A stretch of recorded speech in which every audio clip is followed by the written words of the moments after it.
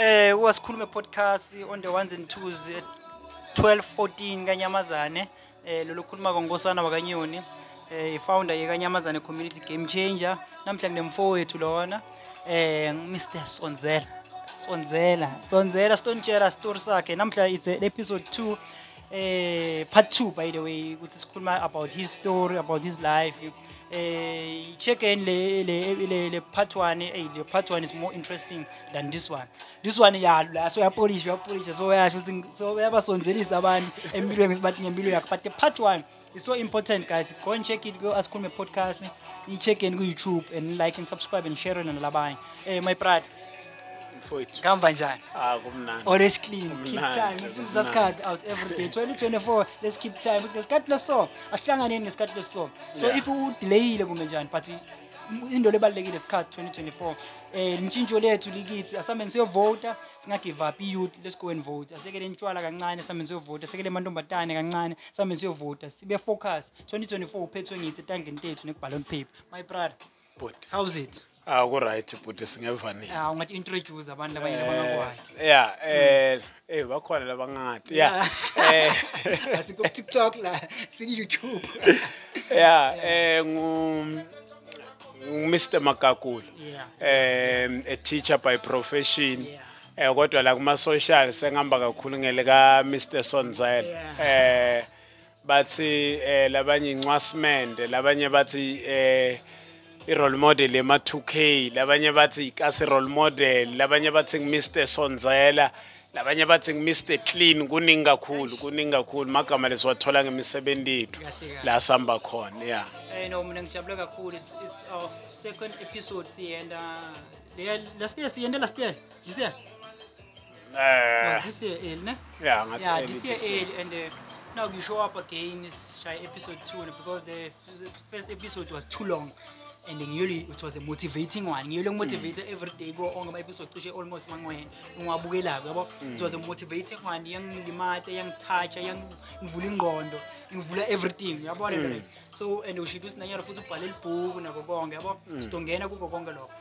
Kulast episode I think sakhuluma ngezinto eziningi impilo yakho ukukhula kwakho nako konke lokho yabo. So nyalo we can take it from ukuthi after varsity ngani uyakhumbula ukushele varsity kubhetha ungena endlini ungana lenyana ngaba impress ukuthi ungena uphethe plastic every time behlala bakubona ungena nje ukuthi udlani. It was another story. So ngifuna sichubeke from varsity yakho ukuthi from varsity until nyalo sogcine ulonile yabo lento le. Yes.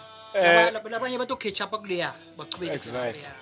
No, like any other young person in South Africa, especially now Puma with family that is not well off, where there's no connection, where you need to connect yourself, because kutsagna connection akusho ukuthi you can't connect yourself, so you need to connect yourself.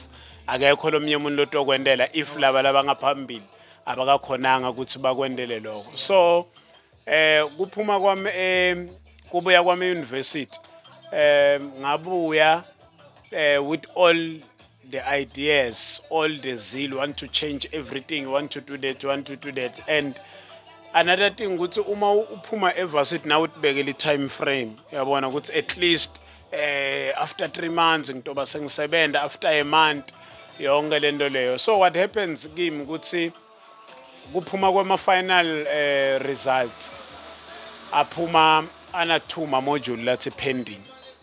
Yabona nakaphuma ana 2 module lakathi pending, then I have to query a university. Yabona kulomnyaka ukuthi kufuna ngigraduate ngawo, I have to go back earlier so that ngiyofixa into ema results because bengathi ukuthi yonke into ngishayile right.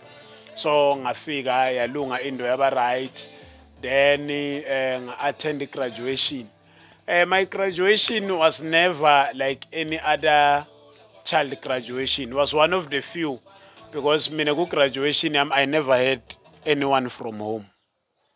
I never had a brother, I never had noma ngibani. Yabona graduation yami ngayi attenda nalenye out yami. That was the only person lebeka khona ku graduation yami. Nginetithombe ngashutha nebantu nema families up.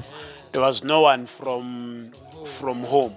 Uyabona. So that was it. But ke ngekukhula ngema-struggles empilo letinye tinto tigcine tingasamethi kangaka. Yeah, they don't matter ngaleyo ndlela. So bekubhlungu, but not that much. The only thing that was important kimi ukuthi at least nyalo sengineliphepha yabo sengitokhona kamba ngiyofesa nami ngifane nalabanye bantu. So that was it. So ngabuya ke endlini, kubuya endlini akusena olate endlini, sibuya sesibantwana kuphela, we are 5, akekho umuntu losebenzako, akuna source of income. Unfortunately ngaleso sikhathi kunentwana lencane lesayesikele, uyabona intwana lencane nayibona wena umdzala ayati lutho ngema-financial issues and everything. Yena wathi ukuthi njengoba la endlini kunabhuti ngitodla, ngoba la endlini kunabhuti ngitogeza, yonke lento leyo. So we had to make means ukuthi intwana whatever leyendekako, whatever thine that we are going through, but lentwana kuyo kube smooth, uyabona. So kune brigade seyashona yakamamkhulu. Yeah, that was the only guy lebekafika endlini asibhekelele. Yeah, khona uma sausage lokuthengiswa nje lamakhaya koma 10 rand, akane kufika nako kuyi 2-3 nyana sibone ukuthi sihlanganisa kanjani, yabona. And yeah, nga-apply bengihlezi ngi-apply online, ngi-apply. I remember that time bengisepinari. I used to walk from Pinari to New Scom, to Ngodini, to Ligas. Ma CV ami ngesikhwama ngihamba ngifaka ama CV la tikolweni, uyabona. Yeah, I remember la bengehla ngentsaba e6, ngehla ngentsaba ngitofika la eLigas, ngihambe la tikolweni ngifaka ama CVs, ngihambe lenye ilanga ngitshela ukuthi namhla ngishaya umsogwaba ngishaya hawo, ngihambe ngifaka ama CV ngetinyawo. So that was the journey yokufuna umsebenzi. You know, sometimes wenda konke lotsinga ukuthi ukwende empilweni ukuthi ube right, but impilo ikushaye ngevoicemail, uyabona. And you don't stop just because impilo ikushaye ngevoicemail. Ngiye ngithi mina etuke bantu nase ubambe opportunity, especially laba labasetikolweni, laba kuma higher institutions of training, noma ngabe utrainela ini ku driver yonke le machine lekhona, ama-bell, ma-forklift and stuff. Once wabana leli phepha lelana ufana nemuntu lonefoni le fully charged and lene airtime. But ma opportunity ngaleso sikhathi, because we are apply afana nefoni lebalulekile but off is a charging, uyabona. But you don't stop calling because the phone is a charging. We are phone because the moment by switch on we are again. So that's how you treat my opportunity. When you keep on calling while you're nekufaka voicemail, hoping ukuthi the moment iba on, you will be the first one ukuthi ungene. Yabo. So that's it. So ngasebenza, I went to a lot of schools. Akusi kunale statement ku English labathi the grass is always greener on the other side. But mina uma ngisibuka ngithi the grass always looks greener when you are on the other side. Uyabona, because now ufika lapha uyabona ukuthi hayi man lento lena ayikho, yeah, ayikho kanje. So ufika kuletinye tikolo especially now ngithishela ngathi kulamanye ma industry noma kuma institutions, ufike bakutshela ukuthi kusela na i-service yakho sayidzinga but we can't afford to pay you, uyabona. So in actual fact bathi wena buya utosebenza for free, we understand ukuthi you paid for this qualification but you want your service for free. Endlini balambile bathi yosebenza ngebantwana, abantwana batokubuka ukuthi enhloko ukhathile, unukelela kanjani, ugcoka kanjani, and they will mock you on those things. So kuba njalo nje, that's what we go through as ama graduates, uyabona. Uthole ukuthi ku-tough, uyabona, ku-tough, and ngala uthwele tinkulumo tasekasi, ekasi kuyakhulunywa akustop. Yeah, ekasi akulalwa. ekasi kuyakhulunywa non-stop uyabona ya sasho sathe utofunza biyangasebenzi baningi bayasebenza because you will believe all those things because nabathi baningi banema degree ba qualified abasebenzi now you are one of them and by that time you are not working the degree is useless because it doesn't benefit you ngaleso sikhathi but it doesn't mean ukuthi it won't benefit you but kwangaleso sikhathi any pressure ye-situation nesimo sasendlini ngaleso sikhathi ufuna uprovide nawe kufuna utinake uyabona so kuba njalo and there's a drop from le mpilo leboyiphila maybe ngaboma NSFAS and stuff kuba ne drop because NSFAS beka cover maybe ngaleso sikhathi ngaleyo mali ukhona kubamba 1 and 2 tonke leti impahla lobiye nato seti yawaba so luyagcoka uyawasha so lo spana sivuke but ijeni injalo ijeni yemuntu lofunzile ubonga so sign a contract yeah ngila ubonga khona so we are graduating I'm now anyone beside your friend who went to support. Why? With family, where was your family? Uyabona mina the issue of family njengoba ngisho ukuthi mina ngikhula tu family lengekho well off and ku family lengekho well off there are situations where umuntu nakabantu abakhe yeah umuntu nakabantu abakhe and I understand it ukuthi ngeke lomnye umuntu ayeke letinto takhe athathe imali yakho graduate eCape Town malini kusuka la uye eCape Town abe ne accommodation lo muntu that 1.5 2000 whatever the amount may be ibalulekile kuye ukuthi endetinto endlini than ukuthi nede obukela wena ugraduate anga benefit lutho so that was the thing so I understand ngalendlela leyo hence I never had a problem with anyone to date anginankinga ngiyabathanza and I understand the situation yabo uyabo so kwaba bhlungu I don't want to lie kwaba bhlungu kakhulu because even though I understand the situation but there is that mind man yokuthi mara akusabi naloyi wani uyabona wes ke kungabi naloyi wani ukuthi athi kusena 200 utothenga lishirt for graduation uyabona ngeke ngibe khona graduation yakho but na 2 clip utothenga ungabi nayo uyabona so mina ngifana nengomo ngikhuliswe etshani benzapha mina ngikhule estradini that's why ngimhlonipha kakhulu umuntu lengidibana naye estradini even today uma ungangibuta ukuthi if ngaba ne situation ngibani lengamfonela it's not someone from my family it's someone that I met mina ngakha buhlobo naye and today we are too close ukuthi siyancetsana uyabona and that pretty much it uyabona so lentwana yami leyo it's a guy nje lowafika naye ngoba lento yestyle yakucala lento yestyle yakucala it's just that ukuthi istyle asihamba nemali na unganamali ngeke sibonakala uyabona noma lo tobu naso ngalezo sikhathi bantu batosithathela pass based yale level losuku ku so lo mfana loyana umfana lo wafika evarsity wafikela kimi yabona akafikela kimi wafika wathanza indlela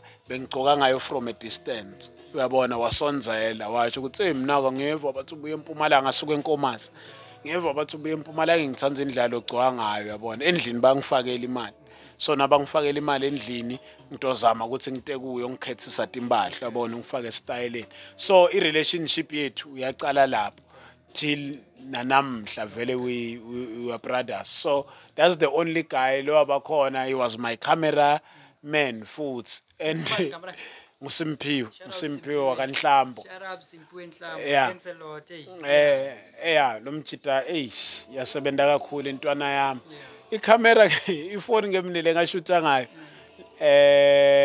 ngayiboleka ku security guard leyayigada egate eReslam yakhipha iSIM card yayo yangiboleka ifoni yayo ukuthi ngiyoshutha graduation and bonke labantu laba I'm still in contact nabo yabona there's a mother that took over from my mother beka clean bathi ngumama Masinda cleaner lapha eKetsville neres bathi Ketsville eCPUT beka cleaner lapha that woman carried me throughout i-final year yami, because final year ngifunze with zero income, nothing that was coming, because NSFAS wangikhatha throughout the way wathi ngiya-afforda. For whatever reason ngazama ku-contesta but kwangahlangani, uyabona. But thanks God ngakhona ukuthi ngiregister, ngabona ukuthi as long as ngirejistile ngiseklasini bangangikhiphi, it's okay. So lo make loyana uklina erezi yami, what she used to do, bekaphatha 2 tikhaftini, uphatha isikhaftini sakhe, aphatha isikhaftini lathi ufika sinike mina. I will survive with that lunch box the whole day. And kwaba nemajita lengagcine ngihlangana nawo, ngoba kuphila nebantu kuyabufihla bunzanzana. Lamajita lawa tsa indoda ungawari thina sitothenga igroza sitopheka sonke, yabona. Ngaqala ngaphila nalamajita. There was this other guy bathi Bruce Masama from Zimbabwe. That guy was good, like he was very good, so bekathutharish endimali, yabona. At some point nje saxoxela kwabamjita ukuthi atsaye kuse ngeke usafari, you're my brother, wena ngeke usafari ngikhona. So naye waqala anginike imali, sengiyakhona kuthenga tinsipho, ngithenge ini kwegrosanyana, nami ngiyakhona contribute emajiteni ngivele nesingwa, yabona into etinjalo. So ngasurvive njalo the whole of i-final year yami ngayisurvive ngemajita. Hence I always believe kune statement noma sisho lesikhona nawusuka emakhaya bakuthumela abantu abadzala ekutseni noma emsebentini bathi hamba bafowenu yobathola phambili. Ngasibona mina lesisho leso, yeah, and nami namhla ngiyasiphila kulabanye, yeah. So anyone lo laphana angayithola nge-support from ekhaya, and acabanga ukuthi bakubuka mnyanya whatsoever, yabona nto le ato same situation efana neyakakho, advise uthini, like motivate uthini? Because many people sebabhema ama-drugs and doing nothing, bakwatile, yabona, bangishile ekhaya, ngisana family, all those things, yabona nto le. So alahle focus nje lula, you understand? Ku-hard but gcina kuba lula, sibona ngathi kulula kanti bekahamba kahle, yabo. Because lo muntu urelate komuntu kanti umuntu naye lamhlabeni ulethiwe ukuthi ahambe. Uthini wena motivate? Ngokuqala ngathi mina tukwe abantu empilweni, there's nothing that is not hard. You have to choose your heart. Yabona, it's either you choose a lot hard of working hard or you choose a lot hard of not working hard. But yonke into in a hard way. Yabona, it's either you choose a lot hard of working hard or you choose a lot hard of not working hard. Because kunendo lethi, if you are not working hard, hard work is waiting for you.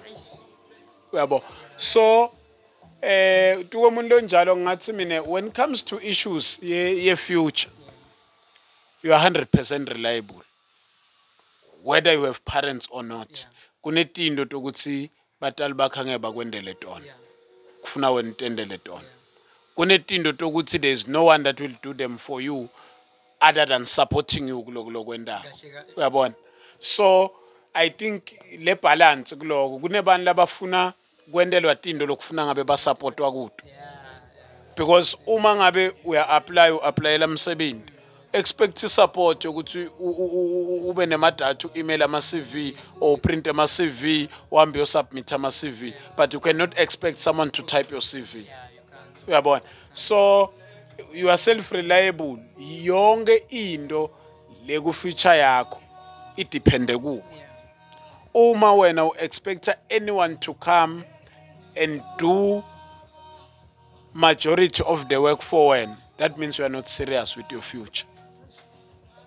So noma ngabe bakhona abantu labakuncedzako, mina ngiye ngithi umuntu lokuncedzako ufana nemuntu lokubambela esikhwama lokukhapha estation but le journey yakho. So noma lo muntu loyo akhona banemcondo ukuthi at some point lo muntu itofika i-transport yakhe ikuthatha station, you have to carry that bag by yourself. So ungarely kakhulu ebantwini ublame labanye abantu because at the end of the day uyo blame whoever lokhona lokufuna akusupport noma lo believe ukuthi akusupport but ube nebantwana abantu abakho boblame abantu boblame umkhulu wabo nagogo wabo oboblame wena so that's pretty much it so ngiyathi ukuthi ku difficult but umuntu akaphushe yabona akatiphushe the difficult thing lekhona empilweni is to push yourself yabo because there's no one that is policing you in pushing yourself wena kufuna make sure ukuthi uyadivuza ukuthi babe nyalo siyavuka babe nyalo kufuna senda lokho babe uyakhumbula ukuthi sithembisene ini yabona if u create le mentality leyo of pushing yourself sitting yourself down to say babe itolo 1 2 3 asika wait because you should know ukuthi alikho langa lokucover kwanamuhla konke kwanamuhla kufuna ukwende namuhla kwakusasa sekwakusasa uma wenda kwanamuhla ukwenda kusasa that means uneglecta kwakusasa eish bafowethu out there na ngikhuluma nayo nini when was it last week nini yeah last week sikhuluma khona ukuthi wena endoda phela le podcast ngiyo i-firstborn yakho was last week and I'm so happy about that shout out to that ukuthi lo mfowethu like mina ngifocus kakhulu to into thing and the thing ekhona to bese nema disappointment tu but lokho ufuna uhlala expecting yabo ukuthi kulo ma disappointment ungitshela ukuthi hayi emngani wami wena soyeke le podcast yakho so nake game change phela game change is coming from the podcast by the way because the podcast yakho ngiyo firstborn yakho so game change is your second form and that's true yabo lento le it's just because my brothers ngesikhathi yathi nguyini wini you can even call anyone maybe like location for out mfethu nami lewasha amakara uthi mfethu washay one episode roba siyobona yabo njalo like ugcina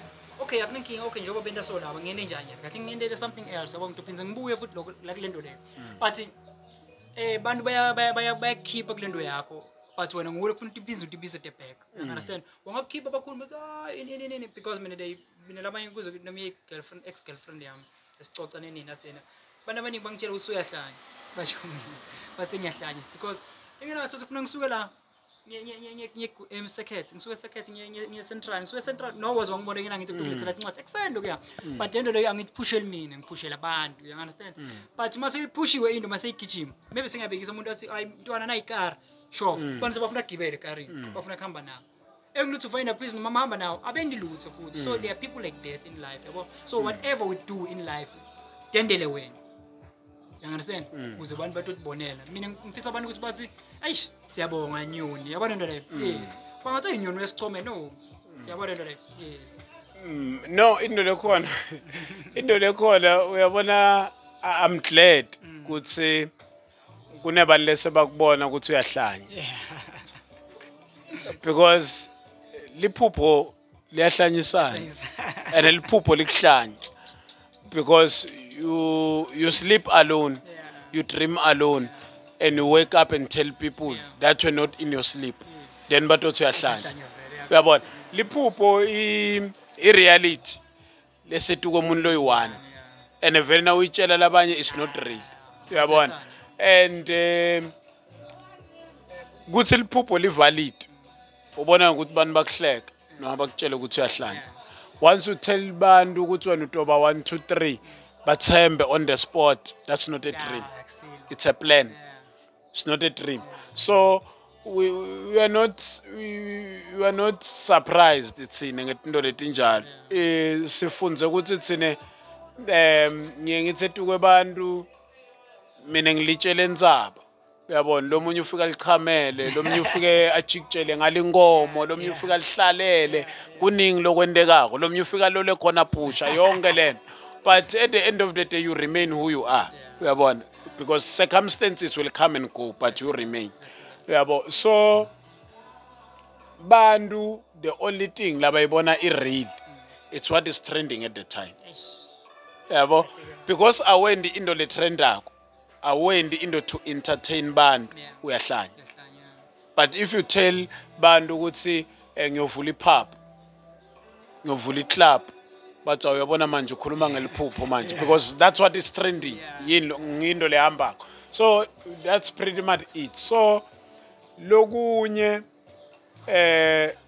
bantu kufuna bakuzonda bantu kufuna bangakuthathi serious.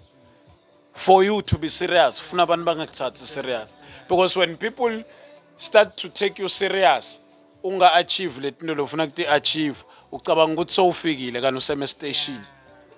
Yabo. So kunjalo. And you made mention ukuthi sometimes uyamcela umuntu uthi ayikuse wena ubhizi ngecar wash zwakala sithune something story sakho siyadzingeka lapha. We are living in environment that makes you feel ukuthi you are not that important. Based on what you are doing, you are not that important. See, we are dealing with a generation where we were taught ukuthi teachers are nothing. Teachers have no man. Laba babulawa tikweleti. Laba bagqoka ama-kick and boboza. Laba ngeke bathenga imoto and all those things. And we are from that generation where uthola skolo sina 20 bo-t-shirt. Principal kuphela lo driver. And loko kodwa kwa creator lento yokuthi nathi sikuthembe lokho ukuthi vela banamali. Now we are in here sihola le mali senda tinto. You know ukuthi mina kunebantu labathi nginenyoka. Yeah, kunebantu labathi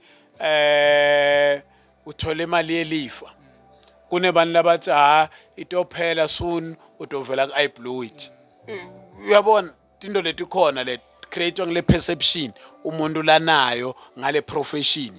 Yeah. Nento lengisho yena usilabanye abaningi abahamba bolalele le part 1. But the correct understand wena. That's the reason nami ngathuka mina because the part 1 zokhuluma about TikTok, about everything, about your dress and stuff. Siphelele lapho kanti find more. There's a lot. There's a lot ifuna sikhulume ngako. Lokuyana lo besifuna sikhulume nyana. So that singafikanga nanyana. You understand? So okay my brother. Uyahamba uphethe amabhuku akho ubheze ma-CV akho uyehluyenyuka laba bakutshela ukuthi hayi today ngesikhona uku-afford ukubhadala. Ngikuphi la kwafika khona mhlambe waqala wa-volunteer? Lento leyito lo uyabona mina I never let into yokuba qualified ingende ngibe too good to start from somewhere. Because even before I went to varsity, angangitshele ngecontract. Contract istina, icontract epaving, yonke lento leyo ngiyayazi. Uyabona? Exactly. So I'm that person ukuthi okay ngina qualification. But uma ngabe ngithatha qualification ngithwala enhloko ngitolamba ne-qualification. So I have to do something lengekho aligned ne-qualification but leto ngenda ukuthi ngihle. While I'm waiting for a qualification ukuthi igcine ingisupport. Uyayibona lento leyo. So ngilo muntu loyo mina ukuthi if ungibita uthi hayi ngishayele ijaridi. Mina ngimle ngishayele ijaridi qualification isendlini. But ngiyathi ukuthi lapha ngiyocharge imali, ngithola imali, ngithenge something, ngisurvive for that day. Uyabona? So ngilo muntu loyo ke so ngaphila lempilo le I never volunteered. I never because ngatshela ukuthi this qualification I paid for it. And I'm still owing the university for it. For wherever I'm taking this qualification I must get something in return. Uyabona? So ngaqhubeka ngatiphandela into yokubhakata itini into yami. I've built a lot of houses ngibhakata itini. Ngine qualification. Uyabona? Because i-qualification is useless until izicale kukusebenzela. Uyabona? So uma utothwala i-pride yento lengakufit then awukho right la. Uyabona? Because there's a difference between a qualified person and an educated person. Mina I'm educated, I'm not qualified. Uyabona? So kuhluka ngani lokuyi-2. Umuntu lo qualified, umuntu lo ne qualification that cannot do any other thing beside i-qualification yakhe.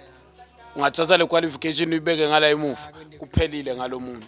Uyabona? So umuntu educated, umuntu lo understanda impilo beyond academics. Uyabona?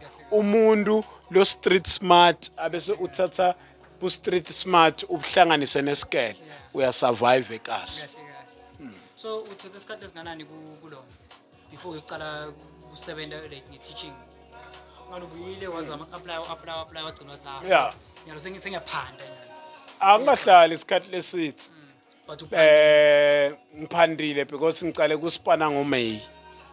Yabo ngicale kuSpana ngoMay 2017 May. Yeah, ngibe ngigraduate ngo-April the same year. Shothi ngicethe 2016 yabona. Ngabuya ngacala kuSpana. Before ucala kuSpana, before uthola leSpana ngano apply wagcina wathi fuck off. Yena kahle ngive ngento lokhu uyiphanda yini lapho kulokhu khathi uphanda lapho ke bengenta onke ama duties la banginika uyabona uma kufike umuntu nje athi kusel Jared lami lingqolile angeke mina ngitshele lutho ngelijarid Jared bengilisukela ePinari ngehle lenzaba leya lapha eGobhoza leya ngitofika la elokishini ngishaya iJarid ngisukela ngikhuphuke ngePinari ngifike ePinari ngene ekhaya lebantu ngimixe thuma sake semende ngishaya esitini sengihamba ngendlini uyabona so bekuyi rotation yempilo yami le I never saw myself as important because now I went to study somewhere in Cape Town then so buya so bona ngathi wena so untshintshile uyabona yes I had a qualification but the qualification ambenga ngitshintshanga lokutheni so I used to survive ngaloko up until bangibita kulesinye isikole eMandlesive ePinari bangifonela ngaya lapha kule sikole bafike bangitshela ukuthi batonginika substitute yabona then ngitosebenta chothi kahle kahle ubambele umuntu logulako so ngaSpana lapho ngiSpane for a week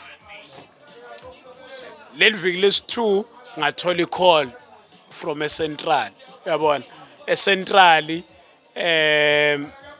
bangibita bathi nakhona kuneSpan but I didn't know the nature yale Span because ngale bekuyi substitute ngashiya class yeah ngashiya class eMandlesive because the substitute ngasebenza for 2 weeks abuye lo muntu kuleli viki lesi3 kufuna ngibuyele endlini uyabona kufana ukuthi angikendi lutho then nangifika eCentral bangitshela ngecontract for the whole year so now u compare a contract for the whole year ne substitute that can end in no time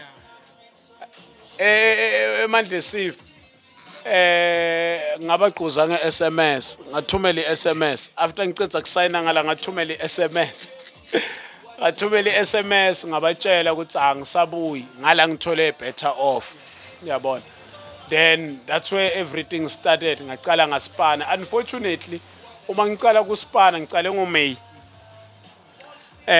bekune sort of a go slow strike nyana region so tindo tam they couldn't process it yabona from May up until September ngiyaSpana ngiholi yabona ngiyaSpana ngiholi because igovernment ayikangadi tindo tam atikafakwa kwisystem sayinile yonke into but la kune go slow laba Span labantu lokufuna ba process it so I have to live through uyabona then kungcono ke tigela ngithi kunayithi into uma SGB niyakhona kuhlala phansi khulume ukuthi ale ntwana maybe singayicover maybe ngemali transport into etinjayo just ukuthi ite Span yabona so kwaba into letinjalo but nalapho amajitami lengifunze nawo besa Span so bengiboostwa amajitami la Spana yabo bengwatshela ukuthi hayi madoda ngidopopa yabona wena whatever letokhona kungifakela yona ekupheleni kwenyanga nethi ukuthi ngiphushe ungangifakela then isitoyibhala phansi then lelanga ngiba grant ngiyakubhadala and vele nayingena ngenda njalo bakufonela seklasini hey man lana ngibabe swingu I don't know uba bakufonela ukuthe ndoda lana sibakunika something kunendoda esole for wena but manje bungathi ima details lamaningi usikoneka la like uthina endleleni mawusuka le ushare iclass le uthini le numbers wakho nje uthini hey yabona now neliphupho la kuba na something lengathi ayispan kahle komuntu lokubukelako yabona umuntu lokubuka unzinza lapha uthi hayi man lo muntu lona ngathi akuspan ngasuka eMandlesive ngadabulapa ngayovela e6 ngawalka ngayongena eCentral ngathi ngafika around boma 12:1 ngafika lapho ngincumbi emamiskole labantu la endleleni solo bayafona yeah bayangifuna so ngafika lapha ngathola vele ukuthi akucala bangilenzile then atonke into dahamba right ngafike ngalo because bengihamba file yama documents ngiyespanini but ngiphethe ifile yami inema CV na everything ukuthi wherever la ngiva khona ngathi kukhulunywa ngalento lengiyifunako ngishiya something yabo so yeah ngayibamba njalo so nakuyafika laphana interview nako konke lokho like ngifuna what excitement ukuthi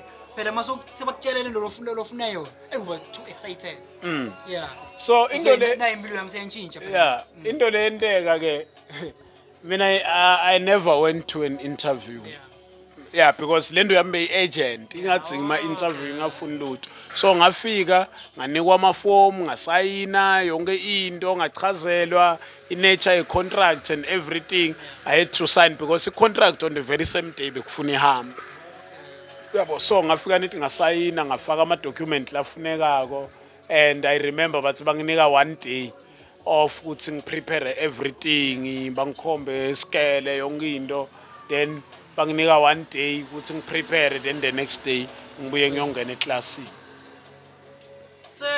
okay ziyongena eklasini umlutho ufana into njengoba usho ukuthi bekunenkinga yedinzabe ema strike nako konke lokho wakuphatha njani lokho ukuthi ufuna usebenze without no pay azange kukhiphe ukuthi fuck kahle ngiyekele kuma njani uma ngiyochubeka ngibamba ngale cause ngale mhlambe ngiyabamba something like that thing yana nje ukuthi kuwena ugcina ubeketele leso sikhathi leso noma ukuthi ufuna ubeketele isikhathi esinganani phela kude ukutshela ukuthi abeketela maybe 2 months to yeah no I think the way by explain ngakhona uyabona uma batokutshela ukuthi as soon as yonke into iba right utobhadalwa tonke letinyanga takho lotisebentile and utothola imali yakhe iphelele uyabona I think lokho kodwana kukunika that thing ukuthi hayi imali senginayo uyabona yes ayikafiki but it's money in the bank uyabona so bengisebenta kahle ngifree I never had a problem yeah okay so wasipana le inyanga leto kwaba grants yabuya imali yakho wabhadala bonke labantu bafuna babhadala lokho bakolede nabo bonke lebe bakunceda kahle ngasibo bakolede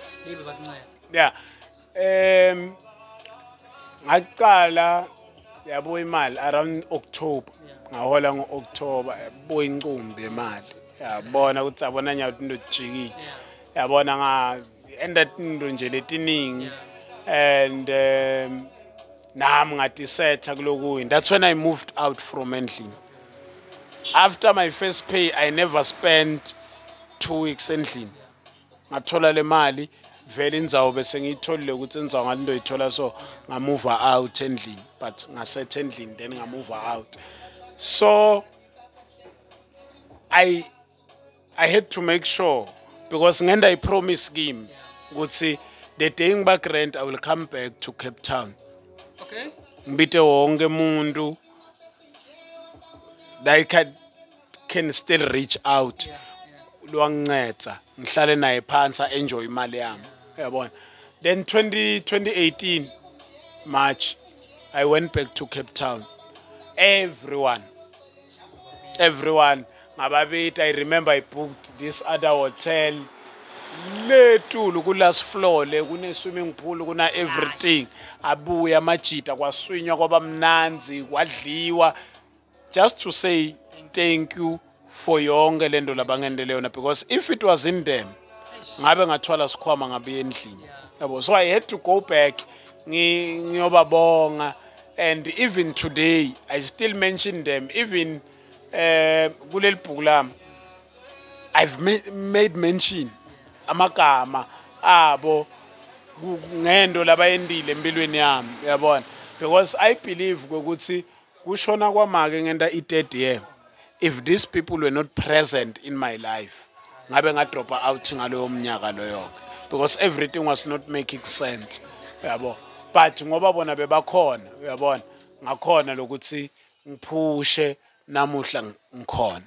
uyabona uphi lo already lo bekaletha 2 lunch box lo bekaclean ukhona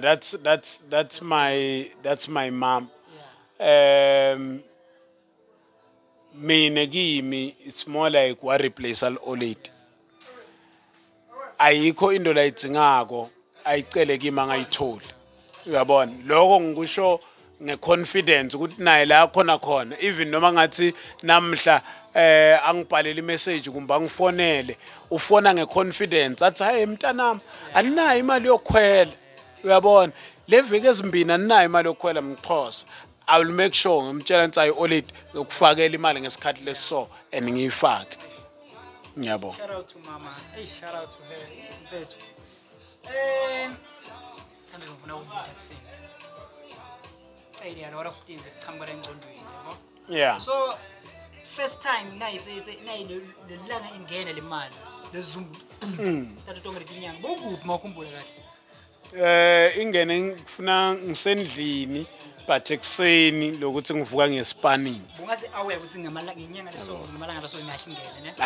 Yeah, ngifuna understand yeah. The excitement ukuthi mhlamba leso bungazi uyibambe empilweni yakho. Exactly. Yeah. It was the first time and mina bengivukela nithi ukuthi ngiya emsebentini uyabona. Yonke lelenye into ukuthi hey imali seyitongena nini benginganako lo. I remember ngafonela abantwana nami ngawathatha we went and eat out. Sathenga igroza ngabaqatsela kule mali yo madoda bambaniso uyabona then that's where everything started yokuthi lempilo umuntu la ibona namhla titselo tesihlahla lesakhulela ngaphansi kwelitwala where everyone nakandlula nje usibuka kancane because uyabona isihlahla esikhulela phansi kwelitwala sikhula straight but it makes it on way up yeah so kungiloko so the excitement bengijabule kakhulu the phone le yathengwa ngale mali leyo that's why ayinzawo kanti athi simina ngithengele ngifoni ibeke yeah le ayinzawo lena so kwaba ngiloko ukuthi into just change uyabona uma ulinze una something kuwo wonke umuntu lokhona nyalo lona something lalinze ngayo ngifuna ukutshela ukuthi uma ulinze uphethe something it doesn't matter ukuthi ibus noma itrain ifika sikhathini estation but uphethe ithikithi lelinga expire the moment ifika itrain you are on board so umuntu angathi we don't put time frame in terms of uphumelela nini lokhu kuhlangana nini njani we don't have a control over that but sine senda lokhu lokufanele ukuthi sikwende then if you do 100% yalento lokufanele uyende one day na kanjani utopopa because into leyo siphumelelisa empilweni it's not the years lo struggle shona it's not how many times you've fallen uyabona but it's standing until you reach that moment because impumelelo it's a moment you just need that one moment yonke nichintshe so wagcina njani after the contract andingathi it was a contract for a year after a year by renew after a year kwabuya I letter leshoko ukuthi now I need to be permanented I-government yang permanent so just I need to sign ibiyele emuva so I just signed the contract kayi-1 empilweni yami that was for i-probation I don't know yeah after that I was permanent to date so what makes you ukuthi wena ucabanga what makes ukuthi permanent wena mawuthi uyaqabanga mawuhleli phasi wena kodwa ukuthi yini ushaye kahle isipani ngomuntu osubeketelile inyanga lebe kona bengahlulanga ukubhadala nako konke lokho yini kwende ukuthi mhlawumbe ubeketele into ukuthi permanent number 1 ngicabanga ukuthi kuba indlela lokumisela ngayo for span sakho because principals recommend ungafika ube ne contract uspane but kutholakala ukuthi you are not living up to the standards of the profession then principal asho ukuthi yes I do have someone but I can't take this person uyabo so ukuthi phatha kwakho kuhlonipha umsebenzi ukhombise futhi ukuthi you want to grow in the industry ngilawuthi okhona ukuthi uchubekele khona phambili. Shout out to Mr. Swingi, shout out to Principal Swingi was central ngwena yini wangitshela a month before sikhuluma even again but man yamanto so is a motivator bla ngathi I know sigile senda one episode konke lokho so no what no that guy I think ikhona lokuningi engingaqika ngakho yabo. Yeah. So nami ngiyamrespecta kakhulu papa I really respect him a lot. Abantu abaningi nabo lengiphila nabo yabo. I know ukuthi mangikhuluma naye nophuma ngidobhe something as nawo mangikhuluma nawo ngiyathi every time ngidobha something ever since ngikhuluma nawo sikusela ngakujwayele yabo. So shout out to yena Brokman kakhulu and shout out to you my brother. You deserve flowers when you're still alive yabo nto leyo. Ngifuna umnike lento asaphila than ukuthi mase kangekho isangabe yabona kubuhlungu njani usingabe.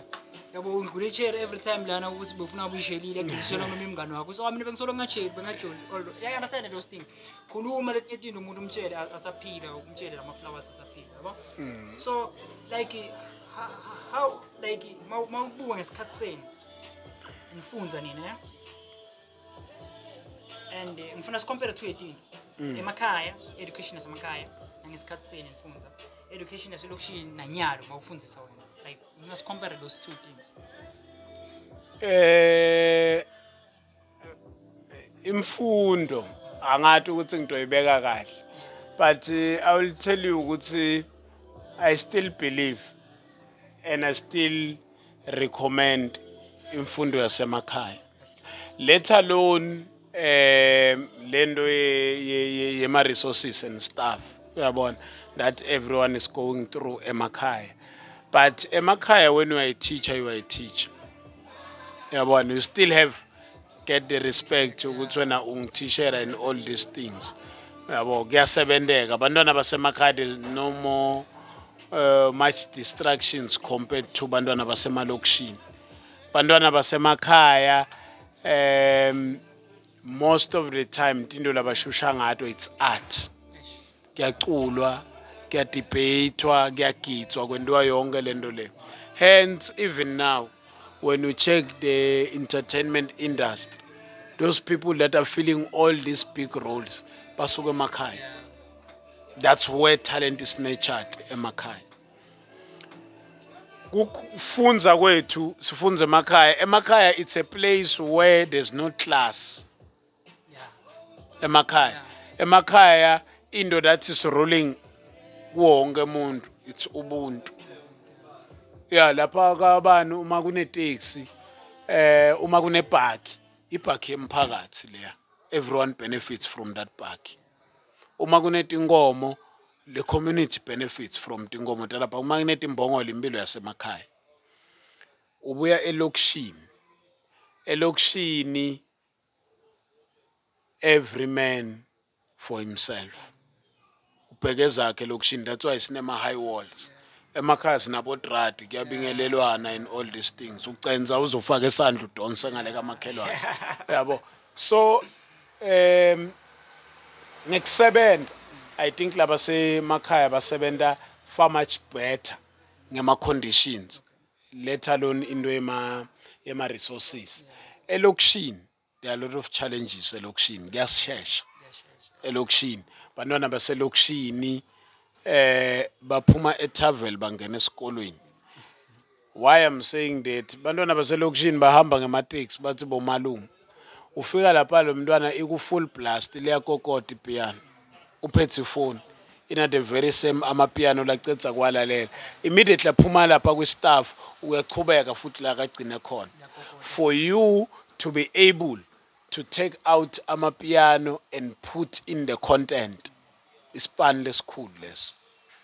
The transition uyaporeka umntwana nakungena t-shirt eclassini elokishini because soto mncamlela lento bekasola ilalela uyabona you won't make sense the time aqala grasp whatever that you are coming with already period iphelile uyaphuma uyabona then ku difficult ngaloko bantwana basemalokishini they are over entertained uyabona kunema spinning wathi kunayo yonke lento lekhona elokishini uyabona and bantwana baselokishini they are exposed too much to kwetinto letendekako uyabona hence akusilula ukuthi labantwana bafunde esikolo because they have more role models that have made it out of school.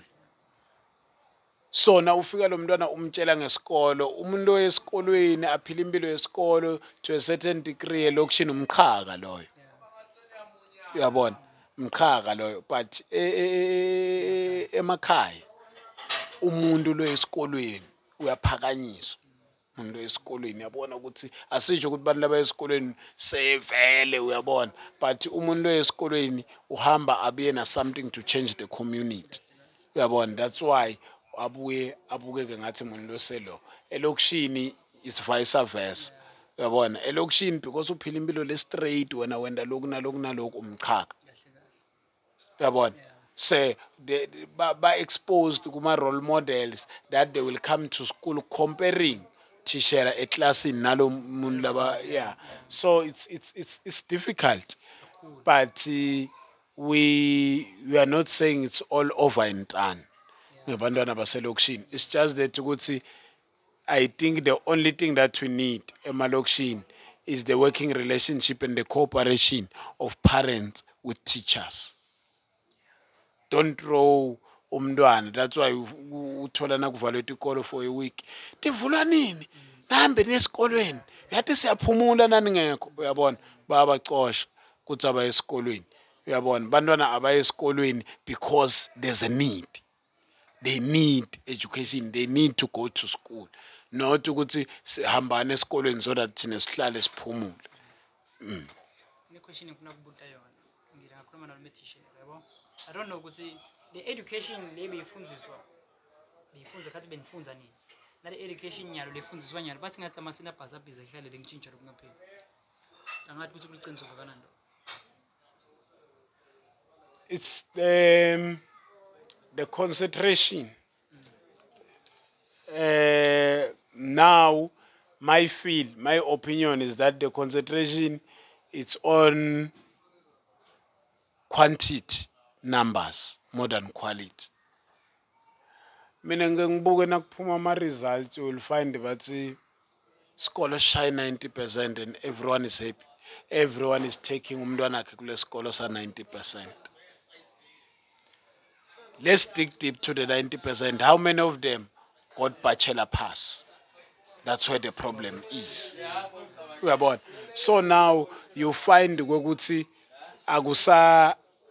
akubalance. Every year sibana bo 90%, bo 80% and everything. But when we check university entrance bangaki bantwana bema compared kulaba labasala emuva baningi kakhulu labasalako. That's one. Number two, thina safunza sikolo bekunangulungulu esikolweni. Akasekho nyana. Uyabona, thina we learned bekune religious esikolweni. So that sakhe similo semntwana. Nyalo yofundzisa umntwana lo ngana similo. Umntwana lo wathi ukubuka emehlweni akutshela tso wena ngeke lutho wena. Uyabona, because I feel like now we are at a stage where interact the system is saying kufunza lofunako. Uyabona, so uma angafuni you don't have power, you can't do anything, but he or she must remain in school. Uyabona, so I think kune problem lapha. I don't know ukuthi iyoke ilunge nini. Sibuye kuma technical colleges back in the days. Akusiwonke umuntu lo phila ngesikole. I'm advocating for isikole, but bantu inkinga uma ukhuluma ngesikole uyabona kune misconception. Uma sikhuluma ngesikole asikhulumi ngama textbook egeography neagriculture nemaths. Kuthi wena uyakwati kurufa indlu itsinga sikolo lento leya. Kuthi wena uyakwati ukucala iplan from nowhere kususa etihlahla udraw iplan yakhiwe iplan isikolo leso. So uma sikhuluma ngesikolo asisho ukuthi wonke umuntu must go this route ay university. Bantu lababuye university abasibomeselana. Bantu lababuye university abakwati kwakha amakhabethe abakwati kufaka ama tiles. Ma technical colleges bokumsebenzi wawo lo. Sithi nyalo sicomplaina ngekuthi bantu bangaphandle they come in bathathe imisebenzi. Wena nyalo uma usuka la uyokhatha inhloko uyikhatha somewhere maybe if kuse complex kuse town kuse mall uyikhatha somewhere where there's a foreign national lo owner mina ngivame ukukhatha town ngobhili bobani bani angisho ukuthi ku wrong, just I'm making an example. Uma nyalo uthi ufuna kwakha Mthangala ngibani lo tokata kukhela Mthangala, it's someone from outside. Lendo uyifunzile yena lela asuka khona. Ucethe ufuna umuntu lato kurufela, it's someone from outside. Ufuna ama aluminium, it's someone from outside. Usho ukuthi kube onke lama skills besiwathola kuma colleges ngabe sinjani nyalo. Uyabona? Asikwati kwenda amakhabethe, asikwati kwenda lutho. Uyabona? Why? It's because the system ngalendlela yenziwe ngayo it tells umntwana ukuthi if you can't do maths and science and this you are useless. Uyabona? Then the system to be open to say you can't do maths and science but you are good in acting.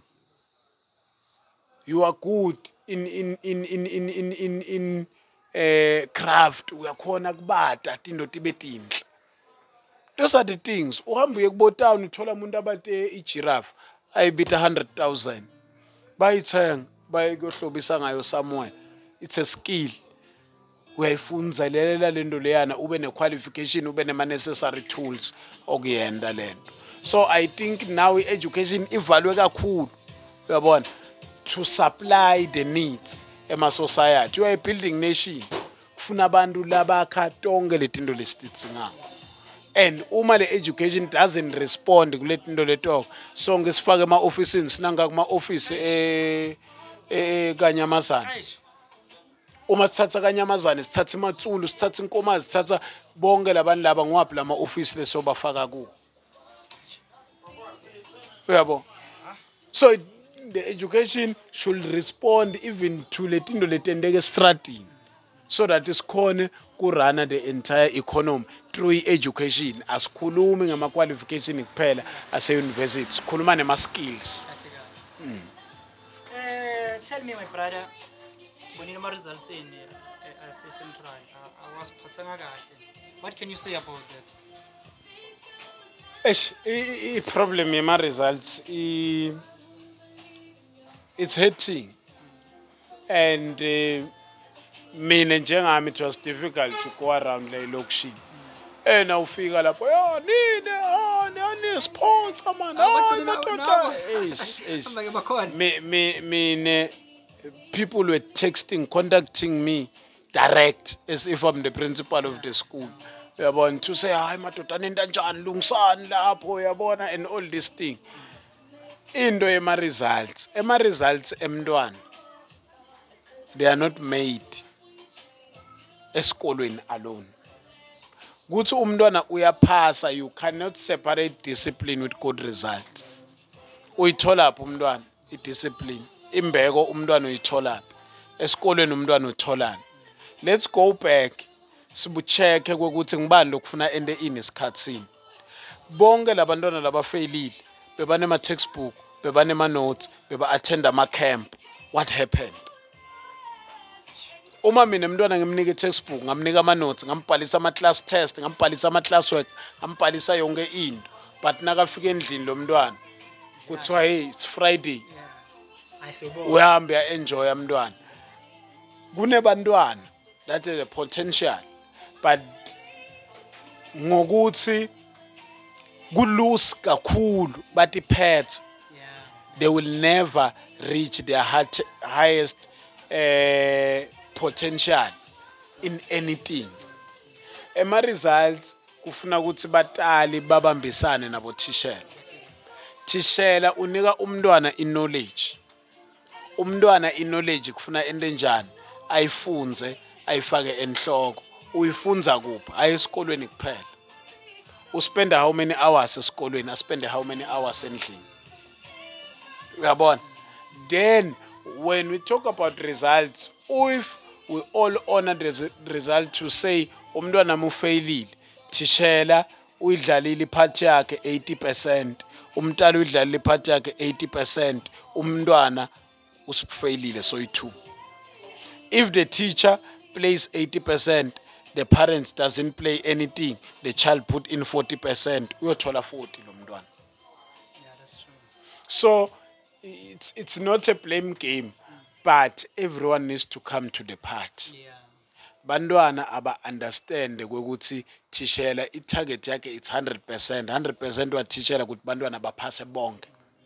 100% umntwana naye une-target yakhe 100%. 100% where individual learner gives the teacher 100%. Because it's a total output of the input.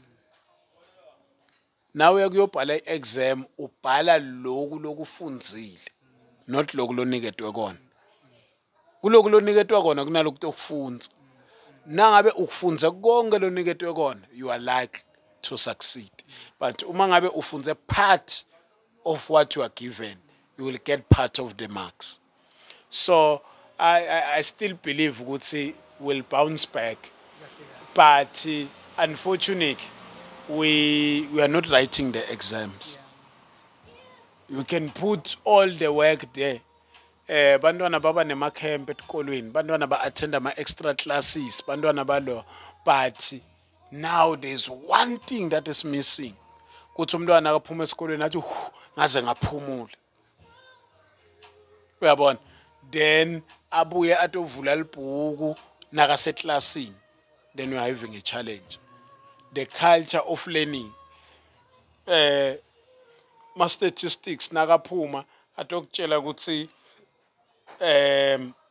more than 60% webantwana labasesikolweni eSouth Africa they can't read. But basesikolweni.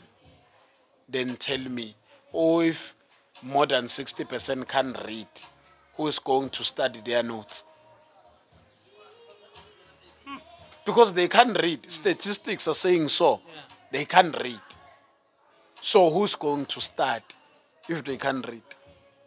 You go to a class, whatever grade, you just pick randomly a learner, umnike one paragraph. Boshovana abantwana, just to read one paragraph. Akekho ofuna kuyofunza because they can't read. How do we create the culture of reading? Grade 10, grade 11, grade 12. So it's a system leyenda skolo singabaluleki, which drags wonke umuntu ukuthi agcine abona ukuthi whether uyile esikolweni noma uka you can still live. Ukuthi how? No one knows. Yeah. Yeah. My brother, isikole ngesicethe ku. Ngifuna singenela kuleli book nya. Yeah. What makes you ubhala ibhuku lakho? What's the name of your book? Yini yakwenda ukuthi ube motivated ubhala ibhuku nje kwendekalani like? What's the name of your book? Libhuku lami li-titled Possibilities Are Endless.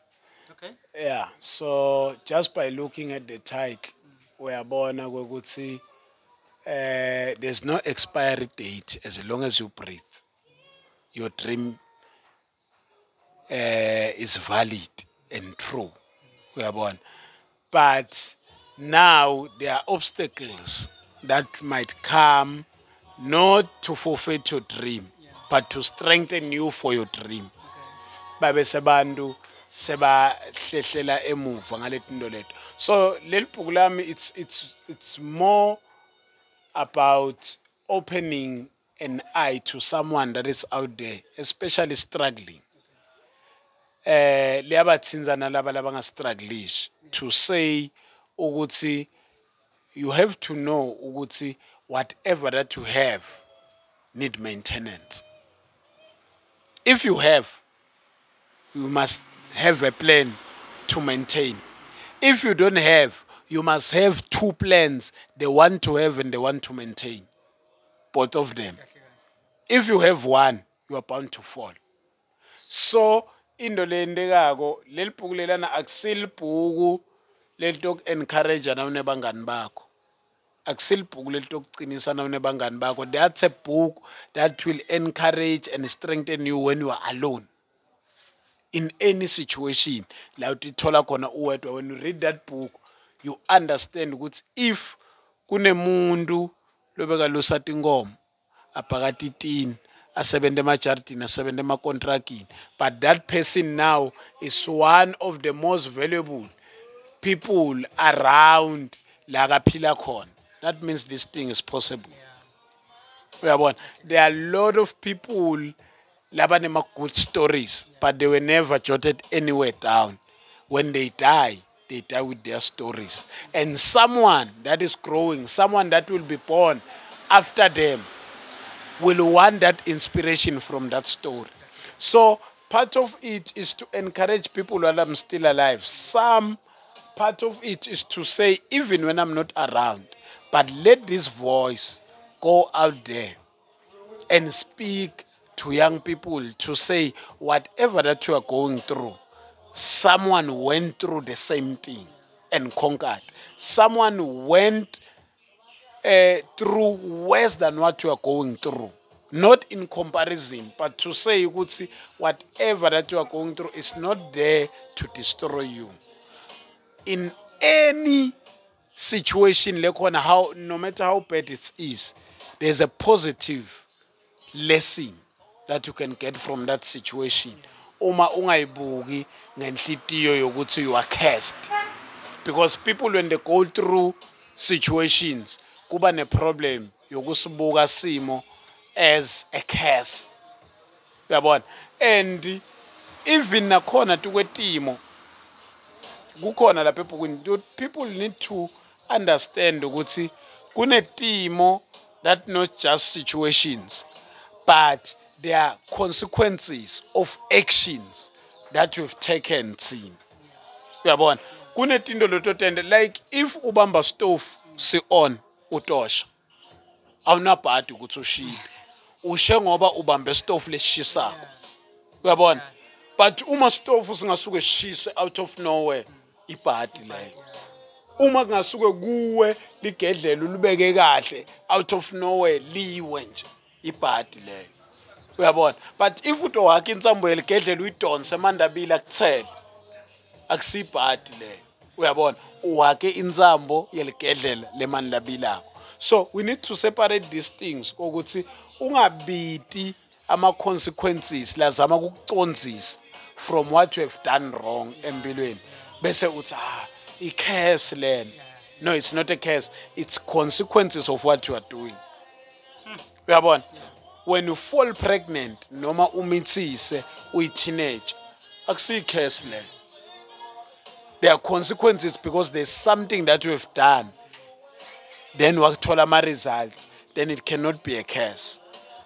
So we need to learn somehow even to accept ukuthi la ngimoshile. That's why I'm going through this. That's how you heal. You accept your fault, you rectify it, then you move. But when you try to move without accepting and rectifying, you are going to make another one. Then you are going more deep. So the book, it's all about impilo yami, which is relatively to everyone lokhona elokishini, to everyone loke wakhulela kuma situations where you feel like isigele is not for you, where you feel like impilo le right is not for you, where you feel like nespan lesigrand nempilo lentofontofo is not for you, it's for someone else. Leli bhuku lela speaks tukwebantu labanjalo to say hold on, uyabona, because you might try to quit kan sewubambele isikhiya sokugcina sokuvula, because you might be having 100 keys at your hand, then you have tried the 99, then you give up without trying the last one, and the last one ngiso lokufuna sivule lapha. My brother uzofumile siyaswethe khona la silakamlenge restaurant, so ngifuna sivale singaze sibe muthe kakhulu sesimuthe, and nawo so uswethile mfowethu ngibonga isikhathi sakho ukuthi ube khona, it means a lot. So what's the name of the book again? Possibilities are endless. Yeah, possibilities are endless. What's the meaning of that? Why you yeah, kusho ukuthi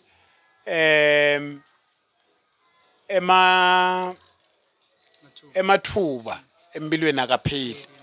Uyabona?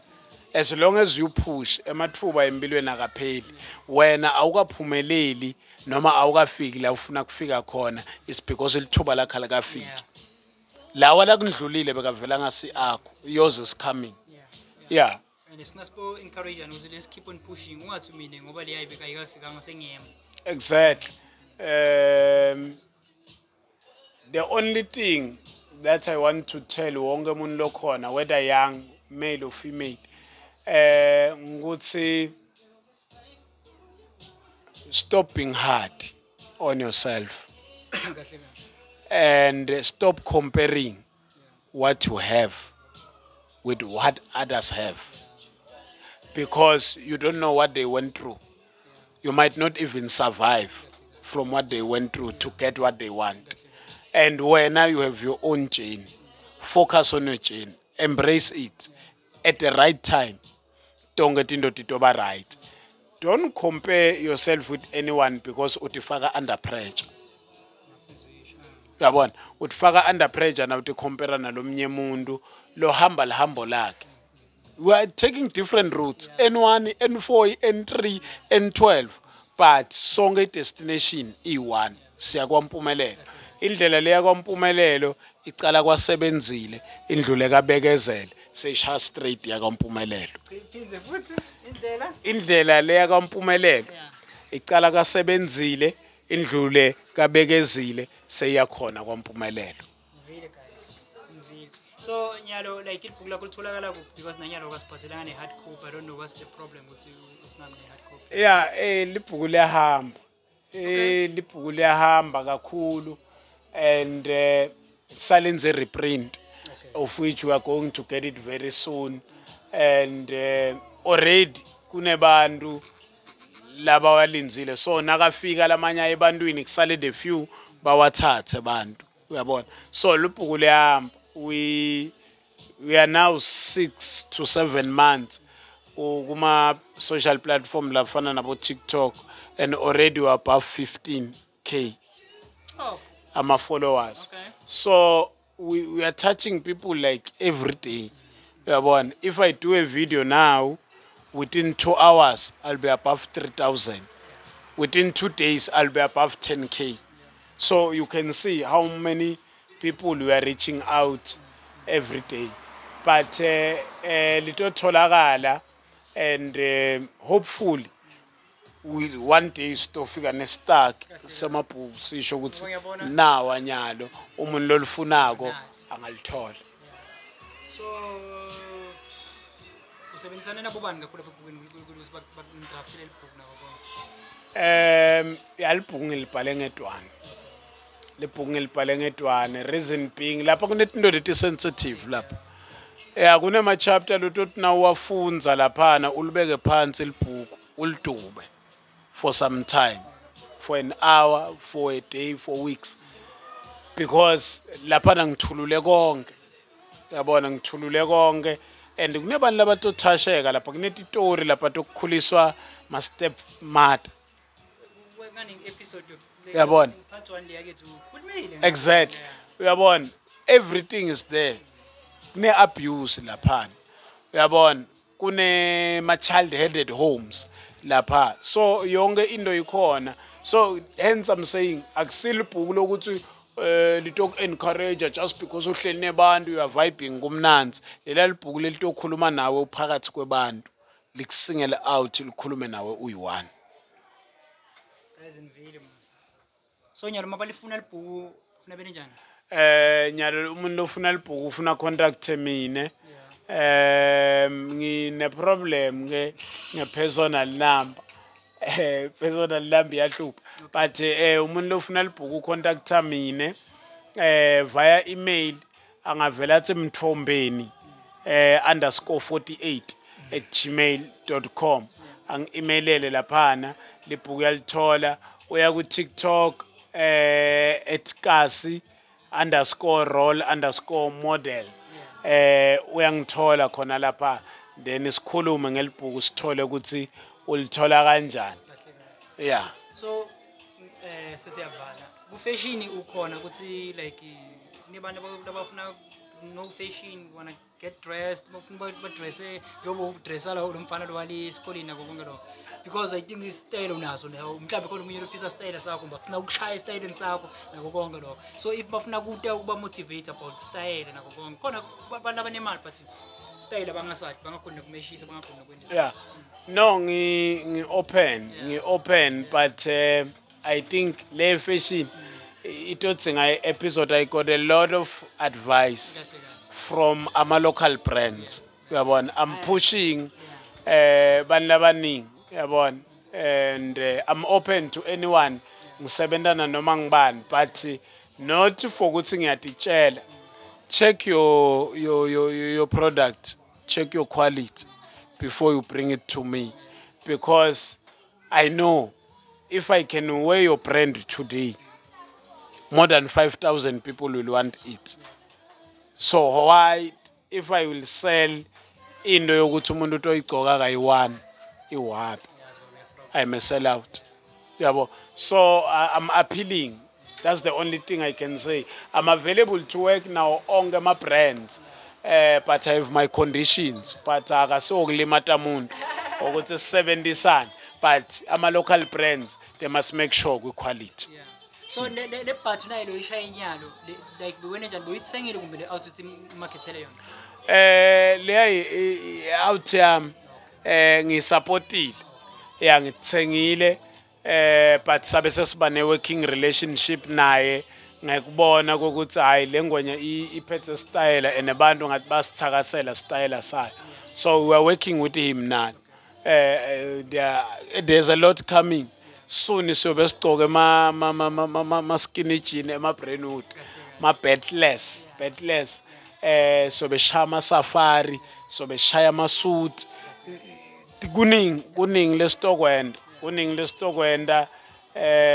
So people must watch out, and those who are busy ngama brands bangasabi abete mina ngisimuntu lonemona uyibona into kimi uyayifuna ngulayitela la ngiyithenge khona. Angisuye lo muntu ukuthi ngifuna kuba ngedwana. I know ukuthi into etiningi ungatibona ngami because mina ngiyathanza into I go out and search, but wena naso uyibonile wayithanza, don't hesitate ngitsinze ngiyokulayitela nawe uyithole. No, thanks a lot, my brother. Thanks a lot. In closing, your last words. Ngifuna ukuthi sithi kubantu labasha, because I'm all about bantu labasha, because I believe that they are the future. Uma ngabe una someone lokusupportako, don't take it light. Move ngespeed se-Spitfire to achieve whatever that you need to achieve, because tomorrow might never come. So make sure whatever support system lona ekhaya, use it as your advantage, so that whatever that happens tomorrow, you are safe for the rest of your life. Vile bafowethu, vile safuna sibuye episode 3. Part 3 by the way. So I paid my brother. Thanks a lot, my brother. Thanks a lot. Shout out to you. Like and subscribe to YouTube. As cool my podcast. As cool man. Amen. Hola.